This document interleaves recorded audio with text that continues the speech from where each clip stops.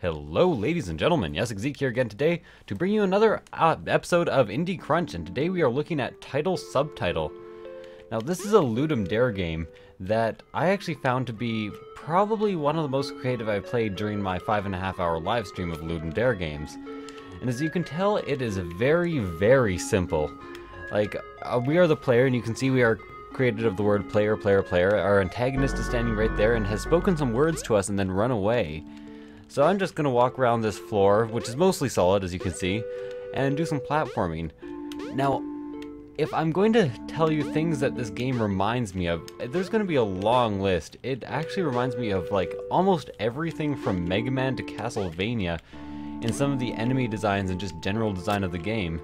Because A, it's like a health bar type situation, and B, a lot of the enemies are very clearly positioned to be as pain in the assish as possible, which is very reminiscent of, let's say, games like Castlevania, where they often on purpose make the enemies as hard to dodge as possible and put them in positions where generally you are not capable of dodging them unless you use a very specific pattern. So as you can tell, there's a bunch of death and spikes and fire down there, so I'm gonna have to avoid all of the fire. I've been told by the developer that there is a potato somewhere in this game, so if you are one of the big fans of the potato concept, if you don't know the history, potato was almost voted the Ludum Dare category this year, and a lot of game developers really didn't like that it ended up being minimalist. But you have to admit, you can't get much more minimalist than this. That's one of the things I liked about it. The other thing I really liked about it is during my despondent 5-hour live stream, this game developer was one of the only ones who actually had the courage to ask me to take a look at the game.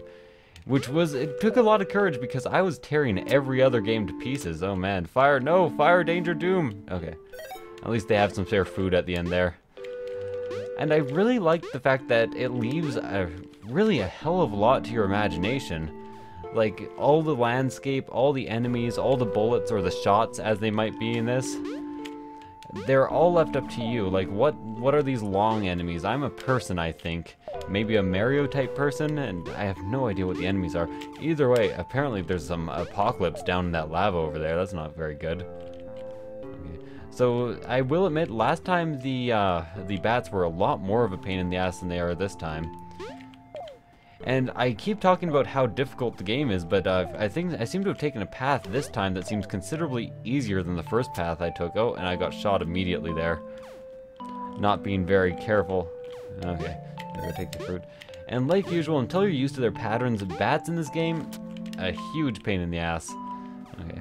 As you can tell, the lava does not actually kill you in one hit, it only takes away one little bit of your health. And here's some timing puzzles here, there we go. And that's what I mean, it gets harder, and a lot of the things are meant to kind of deke you out unless you do it in the perfect pattern, like the fireballs here. A lot of the weird gameplay elements, like the fireballs jumping out of the lava reminds me of Mario, some parts remind me of Castlevania, and I'm in level 2 already. So that enemy is just being useless there and spewing out a couple of bullets that go straight down. And oh man, this is a bit, oh okay, yeah, I got hit there. I didn't know how I could dodge that, so there's one letter in red there, so I got kind of confused and thought it was gonna hurt me. I would like to see it just randomly hurt me, that'd be kind of weird. There we go. Got a precipice hanging out over there, a landing, and a step.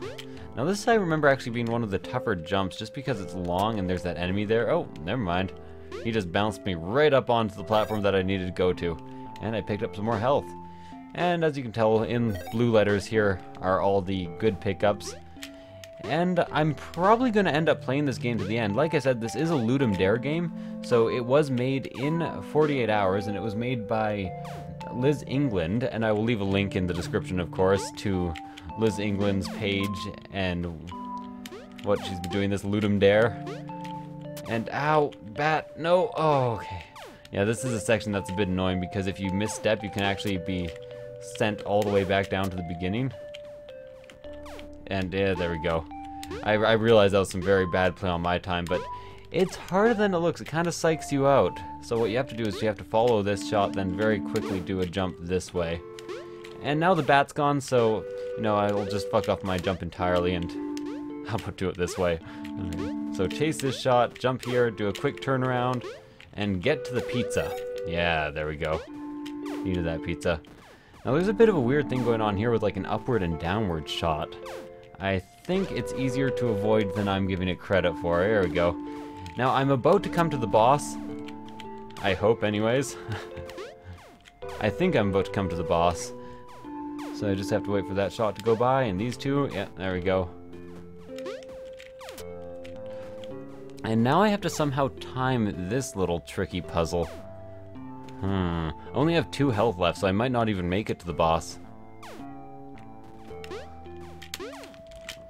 Oh, no, 2 health left. Oh, yeah, I'm dead. Anyways, thank you guys for watching. If you want to pick up this game, of course, I will leave a link below. I hope you enjoyed it. This is, again, Subtitle Subtitle by Liz England. And I will see you guys next time. Bye.